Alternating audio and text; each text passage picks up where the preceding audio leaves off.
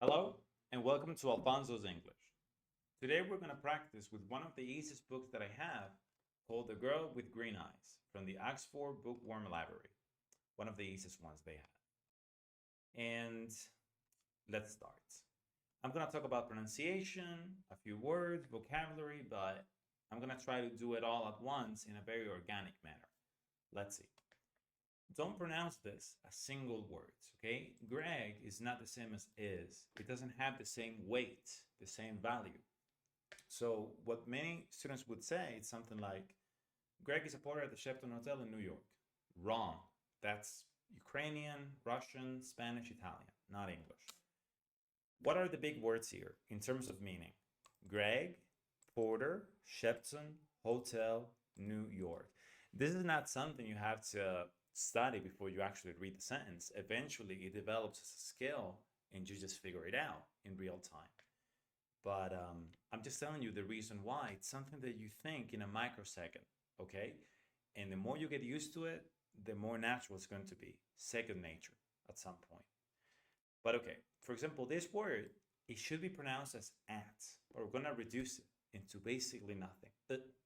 Glottal T, not a real T. Okay, let me take it from the top with an American accent. Greg.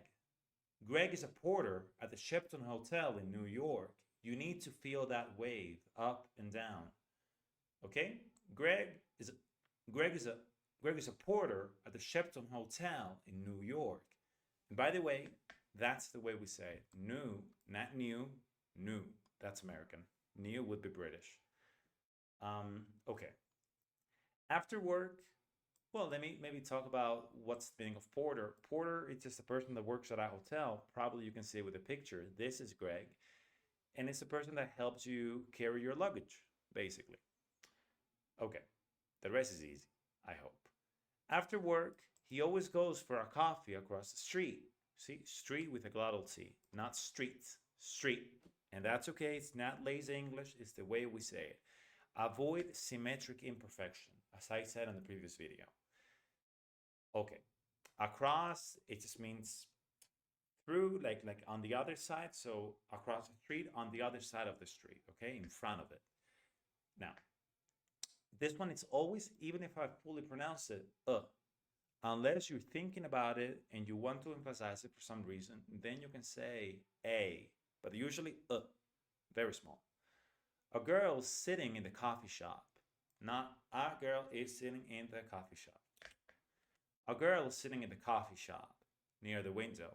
And just to reinforce the vowels that we're using, I'm not going to use IPA. I think it's a mistake, so I'm going to use the reference words. Usually the same, sometimes I change them. Coffee, for us in California, it sounds like dog. Shop, the same. Coffee shop. If it was New York, you would hear something like coffee. Don't do that. Coffee, coffee shop. Okay, but this is the first level. I'm going to take it easy and not talk about other accents, but okay. Near the window. It's her again. No one's going to say it is her again. This is reduced. The age doesn't matter. I could say her book, it's her again, her phone, her guitar. Reduce it. It's very common. It's her. It's her again. So I prefer to actually write it down like this so that you see there's nothing there. It's her again. It's her again. That's the way we say it. Okay, let's move on. Thanks, Greg. She's here every afternoon. I'm gonna say hello. I'm gonna say hello. See, going to doesn't matter, so it becomes gonna. But it's not just that. And sometimes, many times actually, you can say like I'm a say. It's I'm going to, but so reduced that you can barely hear it. Okay, and that's okay. There are just levels of reduction. Okay, let's see. Greg goes into the coffee shop and gets a coffee. Kind of easy. Then he goes across to the girl's table. Hi, he says. I'm Greg. Can I sit with you? See, this, it's usually, if I fully pronounce it like IPA tells me, should be can.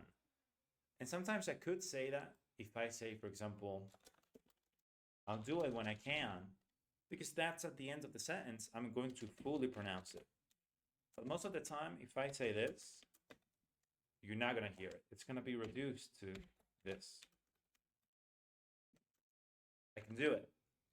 Do matters, can, doesn't. I can do it. And people understand it. Again, it's not lazy English. It's just the way we say it. It's the perfect pronunciation for this context. Okay. Hi, he says. I'm Greg. Can I sit with you? Let's move on to the second page. Okay, she says. I'm Casey. This is a bit bizarre. That confuses many students.